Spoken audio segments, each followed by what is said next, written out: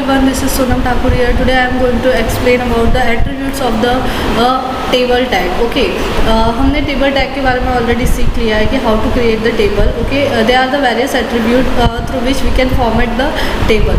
First of all, we will see the BG color. BG color से क्या होता है? We will set the background color of a table. अगर हमें table के background में कोई color आपको show करवाना है तो आप just यहाँ पे BG color is equal to एक सिंगल स्पेस देकर आप उस कलर का नेम इन्वर्टेड में यहाँ पे मेंशन करके या फिर उसके कलर का कोड आपको लर्न है तो यहाँ पे आप मेंशन करके आप अपने टेबल के बैकग्राउंड का कलर चेंज कर सकते हैं। मैं आपको यहाँ पे करके भी दिखा देती हूँ। अगर आपको बॉर्डर का कलर चेंज करना है तो आपको टेबल टैग के अंदर क्या लिखना है? BG colour. ठीक है, BG colour is equal to मैंने यहाँ पे कैन लिख दिया है। ठीक है, this is the one of the colour name. Okay, अब मैं यहाँ पे इसको सेव कर रही हूँ और आपको यहाँ पे आउटपुट में मैं दिखाती हूँ। आपको यहाँ पे इस टेबल के बैकग्राउंड में इसका कलर क्या कैन कलर का आपका बैकग्राउंड पूरा टेबल का सेट हो गया है। उसी तरह से अगर आपको यहाँ पे टेबल के बैकग्राउंड में आपको कोई इमेज शो करनी है तो आपको बैकग्राउंड इक्वल टू इमेज का नेम यहाँ पे आपको लिखना होगा। तो जस्ट आप यहाँ पे क्या लिखेंगे? Background, BAG background GROUND background is equal to आपको इमेज का जो भी नेम है वो इन्वर्टेड में लिखना है। आपको मैंने ऑलरेडी सिखा रखा है कि अगर इमेज सेम जिस फोल्डर में आपका वेब पेज अवेलेबल है उसी सेम फोल्डर में आपका इमेज है तो आप क्या करो, उस इमेज को आपको उसका इमेज नेम और उसका एक्सटेंशन जस्ट आपको इतनी ही डिटेल्स की ज़रूरत है, अदरवाइज़ आपको फुल पाथ वहाँ पे प्रोवाइड करना होता है। तो इन्वर्टेड के अंदर आप इमेज का नेम और एक्सटेंशन लिख के उसे आप सेव करके अगेन हम यहाँ उसको रिलोड करके देख लेते हैं। आप देख सकते हो जो भी इमेज मैंने नेम वहाँ पे प्रोवाइड थी वो आपको उसके बैकग्राउंड में शो हो रही है। उसी तरह से इसका अनदर प्रॉपर्टी है अलाइन। अलाइन प्रॉपर्टी से क्या होता है कि आपको यानी मतलब टेबल को वेब पेज में कहाँ अलाइन करना है। बाय डिफ़ॉल्ट आप लोग देख रहे हो कि ये लेफ़्ट अलाइन है। ठीक है, अगर आपको सेंट्रल अलाइन करना है, आपको इसे राइट अलाइन करना है तो आप वो भी कर सकते हो। लेफ़्ट, सेंटर और right 3 values are there for alignment. ठीक है ना, टेबल का अलाइनमेंट वेब पेज पे कहाँ होगा तो आप जस्ट यहाँ पे एक स्पेस देके अलाइन इज इक्वल टू अगर आप सेंटर लिख देते हैं, ठीक है, और इसे सेव करते हैं तो आप देख सकते हो कि अभी हमारा वेब पेज कहाँ दिख रहा है? लेफ़्ट अलाइन दिख रहा है। ठीक है, अब हम इसको रीलोड करते हैं तो यहाँ पे आप ये डबल इन्वर्टेड यहाँ से रिमूव हो गया है। Now I am saving it. ठीक है, आप देख सकते हो कि टेबल आपको कहाँ पे सेंटर अलाइन हो गया है। उसी तरह से आप इसे राइट अलाइन भी कर सकते हैं। ठीक है, तो ये हमारा अलाइन एट्रीब्यूट है। सेल स्पेसिंग, सेल स्पेसिंग क्या करता है? This attribute is used to minimum set the minimum distance between the 2 existent cell. अगर 2 सेल्स के बीच में आपको स्पेसिंग बढ़ानी है, ठीक है, बाय डिफ़ॉल्ट से हटा के आपको स्पेसिंग बढ़ा देनी है तो आप क्या करोगे? आपके पास सेल स्पेसिंग नाम का एक वैल्यू एट्रीब्यूट है जिसके अंदर आप पिक्सल फॉर्मेट में उसकी वैल्यू को प्रोवाइड करके आप सेल स्पेसिंग को बढ़ा सकते हो। तो यहाँ पे आपको जस्ट लिखना है सेल स्पेसिंग। ठीक है, सेल स्पेसिंग। ओके, यहाँ पे मैं 5 लिख देती हूँ और इसको मैं सेव करके आपको इसका आउटपुट शो करती हूँ। आप देख सकोगे कि यहाँ से मैं इमेज को इसका बॉर्डर यहाँ पे रूल्स नॉन जो लिखा हुआ है वो मैं हटा दूँ और फ्रेम्स को भी मैं हटा के आपको जस्ट इसका बॉर्डर प्रॉपर्टी जो बाय डिफ़ॉल्ट है वही रख के मैं इसको सेव करके आपको दिखाती हूँ।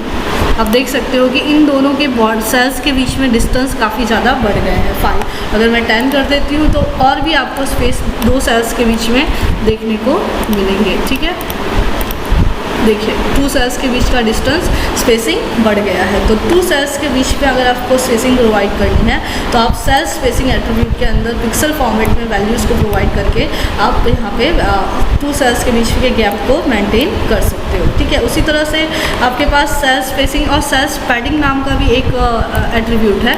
वो क्या करता है? सेल पैडिंग में आप यहाँ पे ये जो हमारा मेन बॉर्डर है उसके बीच में आपको स्पेस प्रोवाइड करना है। मैं आपको करके दिखाती हूँ तो आप उसके बीच में आपको सेल्स मिलेंगे, देखिएगा स्पेस देखने को मिलेगा। सेल्स पैडिंग इक्वल टू मैं यहाँ पे 5 कर देती हूँ। ठीक है, now I am saving it. इसका आउटपुट हम चेक करते हैं। आप देख सकते हो कि ये जो ऑल बॉर्डर्स हैं, रोज एंड कॉलम्स के बिटवीन का जो ये बॉर्डर्स है सारे, यानी हॉरिजॉन्टली एंड वर्टिकली सारे उसके बीच में आपको यहाँ पे बॉर्डर्स के रिलेटेड आपको स्पेस देखने को मिल रहा है। सेल स्पेसिंग सिर्फ दो सेल्स के बीच के स्पेस को आपको बढ़ा के दिखाता है। सेल स्प्रेडिंग आपको बॉर्डर, ऑल बॉर्डर वाइज आपको वो स्पेस आपको इंक्रीज करके या फिर आप वैल्यू को स्मॉल रखोगे तो डिक्रीज करके आपको वो दिखाई देगा, ठीक है ना। तो cell spreading sets the margin with a cell, ठीक है। सेल्स के बिटवीन आपको 5 मार्जिन्स के साथ आपको all the sides, all round में आपको दिखाई देगा स्पेस, ठीक है। नाउ हाइट एंड विड्थ, आपको टेबल की हाइट और विड्थ बढ़ानी है। हाइट पिक्सल फॉर्मेट में आप या फिर परसेंटेज फॉर्मेट में, दोनों फॉर्मेट में यहाँ पे आप वैल्यू सेट के टेबल की हाइट और विड्थ को बढ़ा सकते हो। आपको हाइट ही बढ़ानी है तो आप हाइट की वैल्यू लिखो, हाइट विड्थ दोनों बढ़ानी है तो हाइट और विड्थ दोनों वैल्यू आप यहाँ पे प्रोवाइड कर सकते हो। इस तरह से आप टेबल टैग के इतने प्रॉपर्टीज़ को आप यहाँ पे यूज़ कर सकते हो। अब जितने प्रॉपर्टीज़ हमने यहाँ पे टेबल टैग के साथ सीखे, उतने सारे वो सारे एट्रीब्यूट्स को आप TD, TR और TS टैग के साथ भी यूज़ कर सकते हो। One of the property attribute हमने अभी नहीं देखा, बॉर्डर कलर। बॉर्डर कलर में क्या होता है, BG कलर हमने देख लिया कि वो होल टेबल के बैकग्राउंड में कलर सेट करता है, लेकिन बॉर्डर कलर क्या करता है, बॉर्डर कलर्स हम अपने टेबल का जो बॉर्डर होता है, स्पेलिंग मिस्टेक, बॉर्डर कलर, अगर मैंने यहाँ पे ब्लू लिख दिया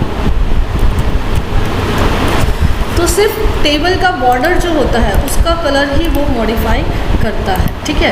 तो आप देख सकते हो कि सेल्स और ये टेबल का जो रोज, फ्रेम्स, जो जितने भी बॉर्डर्स हैं, ठीक है, सारे के कलर ब्लू में सेट हो गए। तो इसी तरह से आप ये बॉर्डर कलर एक पर्टिकुलर रो के लिए, पर्टिकुलर सेल के लिए आप कहीं पे भी इसके TR टैग में, TD टैग में, TS टैग में, कहीं पे भी ये सारे एट्रीब्यूट्स को जितने भी हमने सीखे हैं सारे एट्रीब्यूट आप यहाँ पे यूज़ कर सकते हो, सेल स्प्रेडिंग और सेल स्पेसिंग को छोड़ के, ठीक है ना। तो ये फ्रेम, रूल्स, ये सब हमारे टेबल के एट्रीब्यूट है। लेकिन हमारा ये जो एट्रीब्यूट जैसे कि हमने सीखा border colour, height and width और जो भी फिर यहाँ पे अलाइनमेंट सेट करना, ये सारे एट्रीब्यूट, बैकग्राउंड, BG कलर, ये सब चीज़ें हम यहाँ पे क्या कर सकते हैं, रोज एंड कॉलम्स में, सॉरी सेल्स में, दोनों जगह हम लोग सेट कर सकते हैं। TR और TD में भी सेट कर सकते हैं, ठीक है। तो आप देख सकते हो कि TR में BG कलर और बॉर्डर कलर, इस तरह से हमने अलग अलग सेल्स के कलर को मॉडिफाई किया है। हॉरिजॉन्टल अलाइनमेंट, अगर आपको अलाइनमेंट हॉरिजॉन्टली करना है तो हम ऑलरेडी सीख चुके हैं अलाइन एट्रीब्यूट, लेफ्ट, राइट और सेंटर पास करना। लेकिन अगर आपको वर्टिकल यानी टॉप, बॉटम, मिडल में करना है तो आपको जस्ट V अलाइन एट्रीब्यूट को यूज़ करना है। ये हम ऑलरेडी सीख चुके हैं, ठीक है ना, अनदर टैग्स में। तो V अलाइन एट्रीब्यूट हमारा जो इमेज टैग में हमने सीखा था, टॉप, बॉटम और मिडल, इस तरह से 3 पॉसिबल वैल्यूज़ देना है। बाय डिफ़ॉल्ट हमारा मिडल रहता है, ठीक है। तो इस तरह से ये क्या है, ये हमारा मिडल में अलाइन हुआ है, ठीक है। तो V अलाइन यहाँ पे हमने यूज़ किया है तो ये मिडल में आया है, ठीक है। तो इस तरह से आप अपने टेक्स्ट को टॉप, बॉटम और मिडल और लेफ़्ट, राइट और सेंटर में अलाइन कर सकते हो। फिर स्पैनिंग मतलब क्या होता है, 2 और मोर सेल्स को कंबाइन, कॉलम वाइज या रो वाइज आपको कंबाइन करना है तो आप कैसे करोगे।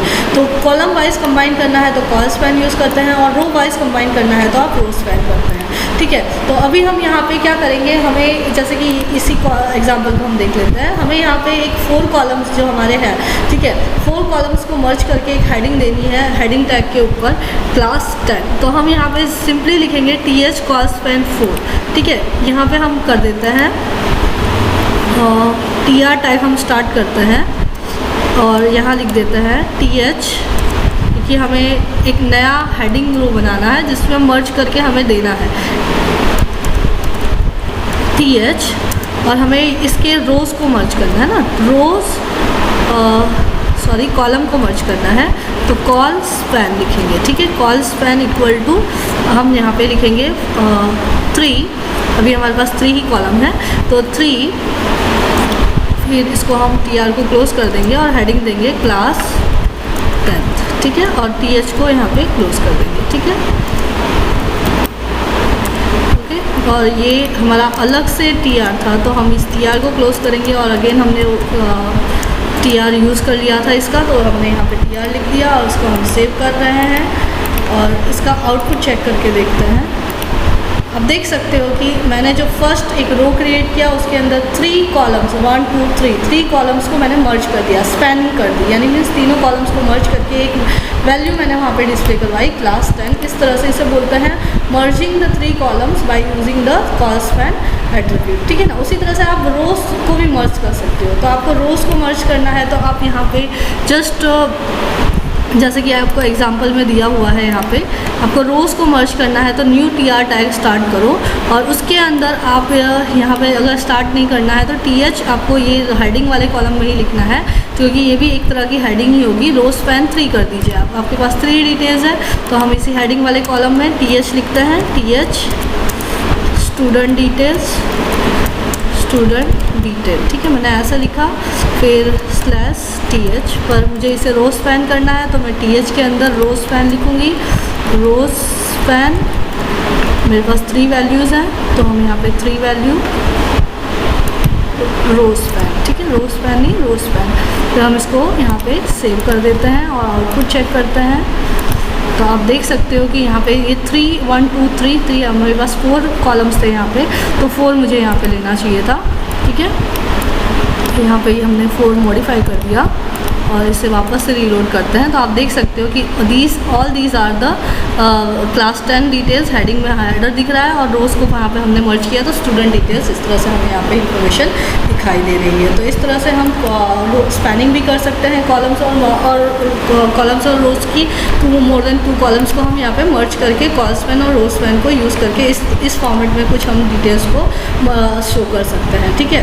तो अब हमारे पास यहाँ पे ts टैग है। ts tag element is a new tag in HTML. It is used to group the header rows that define the table's header, ठीक है ना। टेबल का आपको एक हेडर, कुछ नंबर ऑफ रोज को आपको टेबल का हेडर बनाना है और उसकी एक पर्टिकुलर फॉर्मेटिंग रखनी है, तब आप उसको आप ts टैग के अंदर, सपोज मैंने ये जो टैग जो ये दिया है th कॉल स्पैन वाला, इसको मुझे th के अंदर मैं यहाँ पे इंक्लूड कर देती हूँ, ठीक है। मुझे इसको ये फर्स्ट 2 रोज को मुझे टेबल का हेडिंग बनाना है तो मैं t हेड लिख दूँगी और यहाँ पे सेकेंड जो मेरा यहाँ पे ये रो क्लोज हुआ है वहाँ पे मैं /th t हेड लिखूँगी, ठीक है। हम मुझे बताना है this is the t head, तो मैं इस t हेड का कलर चेंज कर देती हूँ। यहाँ पे मैं bg कलर लिख देती हूँ, bg कलर ग्रीन, ठीक है। तो इससे क्या होता है, हमारे फर्स्ट 2 रो जो है वो एक सेक्शन में हेडिंग सेक्शन में डिवाइड हो जाएंगे। यानी फर्स्ट हमारा हेडिंग सेक्शन जो है वो सबका, अब आप देख सकते हो कि 2 रोज़ को मैंने हेडिंग के अंदर इंक्लूड किया था, वो सबके एक बीजी कलर में सेम फॉर्मेटिंग यहाँ पे ग्रीन कलर की अप्लाई हो गई है। तो इस तरह से एक हेडिंग सेक्शन मिल गया। उसी तरह से मुझे ये 2 कॉलम को मुझे बॉडी सेक्शन में रखना है तो हमारे पास टी बॉडी नाम का एक एट्रीब्यूट है, देखो यहाँ पे T body, T foot tag है और हमारे पास टी हेड टैग है और एक टी बॉडी टैग होता है, ठीक है। तो इस तरह से हम लोग टी फुट, टी बॉडी और टी हेड टैग के थ्रू हम यहाँ पे इसको कर सकते हैं। अब मैं आपको दिखाती हूँ, देखो टी बॉडी टैग। अब मुझे ये दोनों कॉलम को टी बॉडी में लेना है तो मैं यहाँ पे टी हेड को मैंने यहाँ क्लोज किया है, यहाँ से मैं टी बॉडी स्टार्ट कर रही हूँ। टी बॉडी, इसका कलर भी मैं चेंज कर देती हूँ जिससे ये अलग से हो। ये दिस इज़ द बॉडी, मैं यहाँ पे पिंक रख देती हूँ कलर, ठीक है। और भी मॉडिफिकेशन अलाइनमेंट वगैरह आपको टेक्स्ट का जो भी करना है आप यहाँ पे कर सकते हो। अब मुझे यहाँ पे 2 रोज़ को यहाँ पे इंक्लूड करना था, लास्ट रो को मैं यहाँ पे फुटर में ले लूँगी, ठीक है। मैं सेम एग्जांपल में मॉडिफिकेशन कर रही हूँ, न्यू एग्जांपल मैंने नहीं क्रिएट किया, ठीक है। मैं टी बॉडी को मैंने यहाँ पे क्लोज कर दिया, ठीक है। अब मैं यहाँ पे लास्ट वाला जो रो है उसे मैं टी फुट बना देती हूँ, टी फुटर, ठीक है। और उसका बीजी कलर मैं यहाँ पे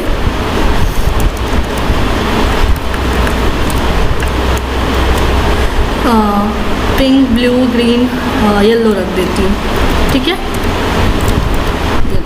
ठीक है। अब ये टी फुट को मैंने यहाँ पे क्लोज कर दिया बिफोर क्लोजिंग अ टेबल टॉप टैग, ठीक है ना, टी फुट। तो इस तरह से हमने हमारे पूरे टेबल को हेडर सेक्शन, बॉडी सेक्शन और फुटर सेक्शन, 3 सेक्शन में डिवाइड करके उसके कलर्स चेंज कर दिए। अब मैं इसको सेव करके आपको इसका आउटपुट दिखाती हूँ। ठीक है, तो आप देख सकते हो कि फर्स्ट 2 कॉलम हमारा टी हेड के अंदर था, तो उसका कलर आपको दोनों कॉलम का ग्रीन दिखाई दे रहा है। टी बॉडी के अंदर मैंने 2 रोज़ को इंक्लूड किया था, तो उसका मैंने जो फॉर्मेटिंग सेट किया था, अलाइनमेंट वगैरह आप जो भी चाहे सेट कर सकते हो। तो वहाँ पे आपको उसका पिंक कलर, मैंने बीजी कलर ही जस्ट चेंज किया था। और टी फुट के अंदर मैंने एक ही कॉलम यहाँ पे असाइन किया है, तो यहाँ पे टी फुट में उसका कलर बीजी कलर आपको येलो दिखाई दे रहा है। तो इस तरह से अगर आपको टेबल को सेक्शन में, हेड, फुटर और बॉडी सेक्शन में डिवाइड करना है, तो इस तरह से आप करके आप अपने टेबल को फॉर्मेटिंग कर सकते हो। ये particular T foot, T body और टी हेड टैग कब यूज़ होता है? जब आपका टेबल काफ़ी लार्ज होता है, ठीक है ना। It is important to note that the T head, T body और T foot tags are used to divide the table into a different section defined by the different borders. All these 3 tags are useful in a large table, where these tags allows the browser to scroll through the table body section while fixing the projection of the header and the footer section। ठीक है ना, जब हमारा large table होता है, हम scrolling करके अपने डेटास को देखना होता है, तब हम इस तरह से अलग अलग कलर वाइज सेक्शन को डिवाइड करते हैं, टी हेड, टी बॉडी और टी फुट में, और अपने डिटेल्स को यूज़र्स के सामने रिप्रेजेंट करते हैं। तो सो स्टूडेंट्स, हमारा चैप्टर, ये आज चैप्टर नंबर 4 जो है हमारा क्लास 10 का HTML बेसिक एलिमेंट्स, ये हमारे यहाँ फिनिश होता है। If you have any doubts related to a table tag, any attributes of the table tag, then ask me in a comment section. And if you like my video, then please do like and subscribe my channel. Have a nice day, students. Thank you.